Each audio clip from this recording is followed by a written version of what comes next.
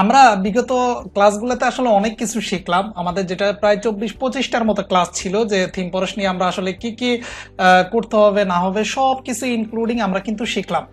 এখন আমাদের যেটা করতে হবে সেটা হচ্ছে এই বিষয়গুলো কিন্তু শিখে বসে থাকলে আমাদের হবে না। আমাদের যেটা করতে হবে সেটা হচ্ছে আমাদেরকে কাজ করতে হবে, এবং সেটা হচ্ছে আমাদেরকে এই যে টোটাল বিষয়গুলো আমরা শিখলাম এগুলোকে স্টেপ বাই স্টেপ আমাদের ইমপ্লিমেন্টেশন করতে হবে। আমরা যখন টেমপ্লেট তৈরি করব বা থিম পরশ নিয়ে কাজ করব, সেখানে হচ্ছে আমাদের ইমপ্লিমেন্টেশন করতে হবে। ব্যাপারটা যেটা হবে, প্রথম প্রথম হয়তো বা একটু কষ্ট হবে, একটু ভয় লাগবে, একটু বিরক্তকর মনে হবে, জিনিসটা কঠিন মনে হবে, কিন্তু একবার যদি এটা আয়ত্ত করে ফেলতে পারি, তাহলে কিন্তু দেখবেন যে এই বিষয়গুলো কিন্তু অটোমেটিক্যালি আপনার কাজের ক্ষেত্রে চলে আসতেছে। প্রথম প্রথম আপনার হয়তো একটু খারাপ লাগতে পারে, যে একটু কেমন জানি অগোছালো সবকিছু, অনেক বেশি কাজ কারবার করা লাগতেছে।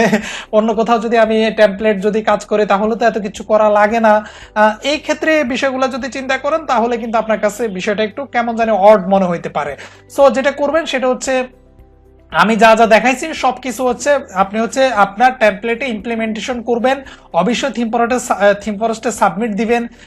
সেক্ষেত্রে আমি আশা করি যে আপনি হচ্ছে আমি যেভাবে দেখাইছি বা সবকিছু বলছি সবকিছু মেনটেনেন্স করে যদি আপনি দিতে পারেন, আমি আশা করি আই হোপ আপনি থিম ফরেস্টে হয়তো বা সফট রিজেক্ট খাইতে পারেন, কারণ সফট রিজেক্টের বিষয়টা অনেক বড় বড় ডেভেলপারও সফট রিজেক্ট এটা খাবে, স্বাভাবিক ব্যাপার।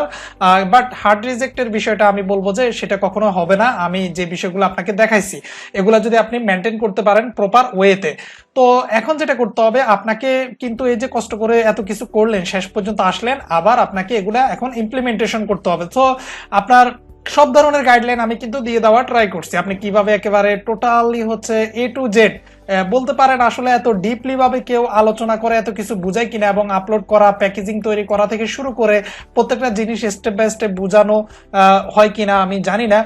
তারপর আমি বলবো, যদি আপনার কাছে মনে হয় যে কোনো বিষয়টা আপনি মানে হচ্ছে আমি হয়তো শেয়ার করতে ভুলে গেছি, বা আপনার হয়তো ওই বিষয়টা হয়তো জানা দরকার, তাহলে অবশ্যই আমাকে রিকোয়েস্ট করবেন, আমি সেই বিষয়টা নিয়ে আপনাকে, যদি আমার জানা থাকে, আমি ট্রাই করব সেটা আপনাকে জানানোর জন্য। সো এই হচ্ছে আমাদের কোর্স।